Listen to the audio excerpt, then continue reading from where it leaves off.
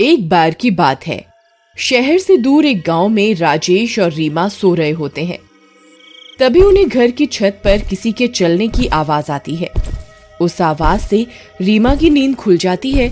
वो बहुत डर जाती है। इतनी रात गए, ये छत पर कौन है? कहीं कोई चोर तो नहीं आ गया? अजी उठिए, देखिए ना, छत पर कोई है। सुनिए, किसके चलने की आवाजें आ रही हैं। हाँ रीमा, तुम सही कहती हो, आवाज तो आ रही है। तुमने बाहर का दरवाजा बंद तो किया था ना? जी मुझे ध्यान नहीं है। हो सकता है मैं सोते वक्त दरवाजा बंद करना भूल गई हूँ। तुम डरो नहीं, मैं अभी देख कर आता हूँ। फिर राजेश दबे पांव बाहर मेन गेट को देखने के लिए जाता है। अरे, मेन गेट तो बंद है, तो फिर छत पर कौन है? अरे अरे, मर गए रे! फिर वो डर जाता है और डर के मारे वापस घर के अंदर घुस जाता है। अजी क्या हुआ? आप इतने घबराए हुए क्यों हो? अरे रीमा, मेन गेट तो बंद है, तो फिर कोई छत पर कैसे चढ़ सकता है? मुझे लगता है ये कोई चोर नहीं है, ये वही है जिसके बारे में गांव में अफवाह फैली हुई है। अजी आपका दिमाग खराब तो नहीं हो गया? शुभ शुभ बोलिए। नहीं रीमा, मैं सही कह रहा हूँ। गांव में अफवाह फैली हुई है कि एक आत्मा है जो घर की छत पर आती है और तीसरे दिन घर में रहने वालों का सर काट कर अपने साथ ले जाती है। अरे मर गए रे! तो क्या हमारी छत पर वो मनहूस आत्मा घूम रही है? हे भगवान, अब हम क्या करें? रीमा, जल्दी जाओ, सारी लाइट बंद कर दो, कहीं उसे पता ना चल जाए कि घर में कोई है। फिर रीमा घर की सारी लाइट बुझा देती है और वो दोनों एक कंबल के नीचे छिप जाते हैं। वो चुड़ैल रात भर उनकी छत पर इधर उधर मंडराती रहती है। फिर सुबह होने पर राजेश गांव वालों को इस बारे में बताता है। भाई, ये घटना अब बढ़ती ही जा रही है। राजेश भाई, एक काम करो, आज रात छत पर मिट्टी डाल देना। अगर कोई छत पर आया तो उसके पैर उस पर छप जाएंगे।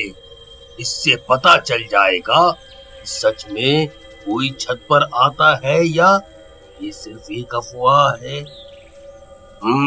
फिर रात होने से पहले राजेश छत पर मिट्टी डाल देता है। देर रात राजेश और रीमा सो रहे होते हैं। तभी उन्हें किसी के गुर्राने की आवाज आती है। डर के मारे उनकी नींद खुल जाती है। अजी देखिए, छत से गुर्राने की आवाज आ रही है। लगता है कोई बंदर है। अजी नहीं, ये किसी बंदर की आवाज नहीं हो सकती।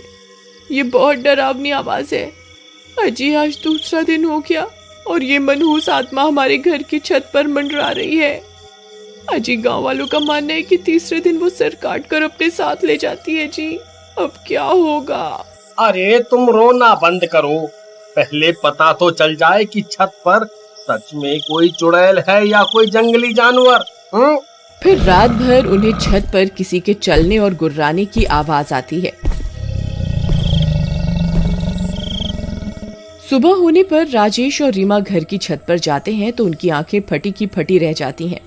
वहां मिट्टी पर बड़े बड़े कदमों के निशान होते हैं और वो उल्टे होते हैं।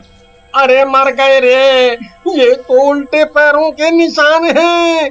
इसका मतलब चुड़ैल की अफवाह नहीं, सच है। मुझे अभी गांव वालों को इसके बारे में बताना होगा। फिर राजेश भागता हुआ जाता है और कुछ गांव वालों को अपने साथ लेकर आता है। वे सब गांव वाले उन उल्टे पैरों के निशान देखकर डर जाते हैं।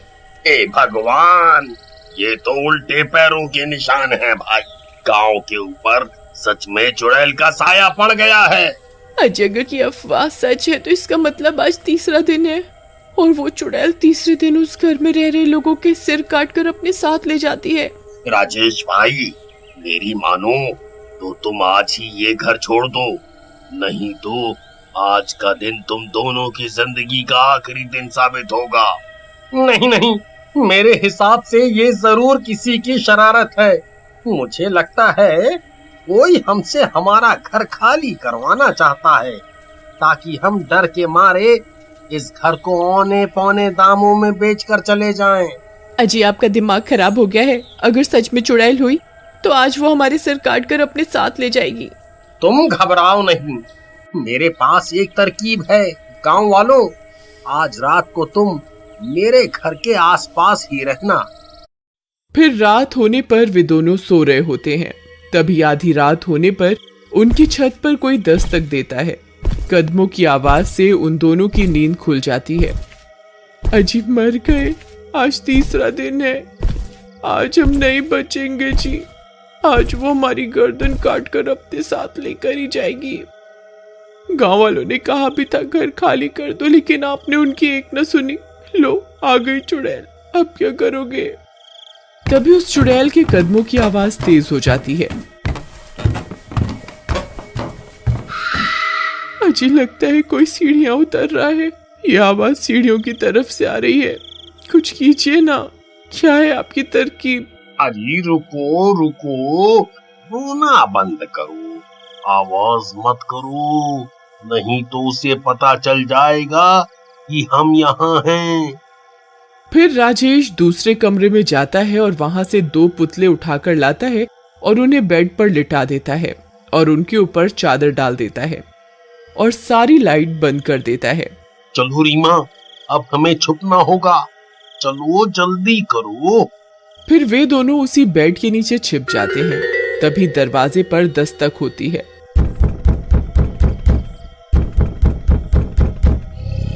अरे मर गए रे, ये वही चुड़ैल है जी। चुप रहो, आवाज मत करो, हो सकता है वो दरवाजा ना खुलने पर चली जाए। फिर कुछ देर दरवाजा खटकता रहता है और जोर की आवाज आती है और दरवाजा टूट जाता है।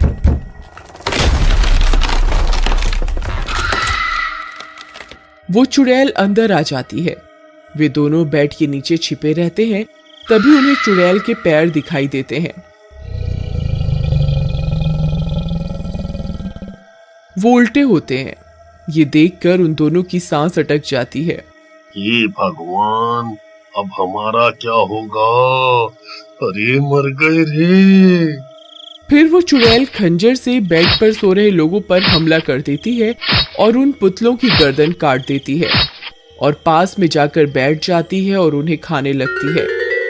लेकिन जल्दी ही उसे एहसास हो जाता है कि वो किसी इंसान के सिर नहीं है, उसके साथ धोखा हुआ है। वो बहुत गुस्से में आ जाती है।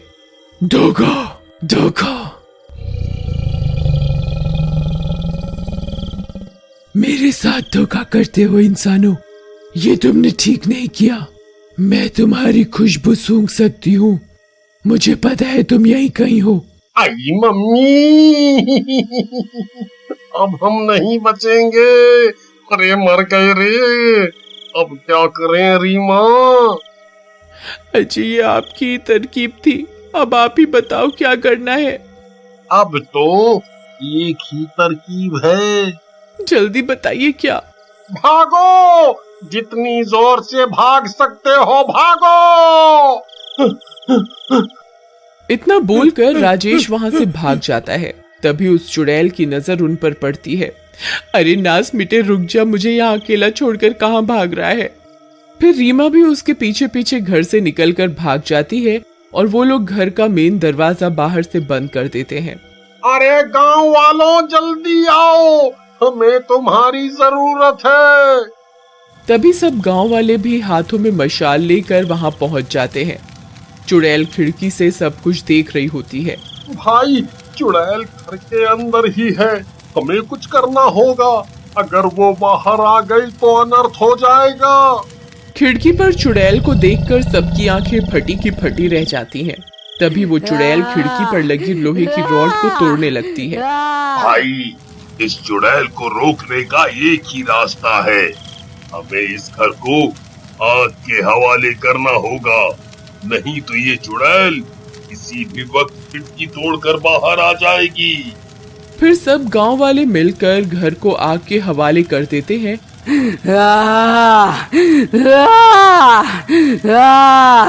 और वो चुड़ैल भी घर के साथ साथ जलकर राख हो जाती है। हम तो बेघर हो गए। तुम घबराओ नहीं, हम सब गांव वाले मिलकर तुम्हारा घर फिर से बनाएंगे। फिर सब गांव वाले मिलकर उनका घर फिर से बना देते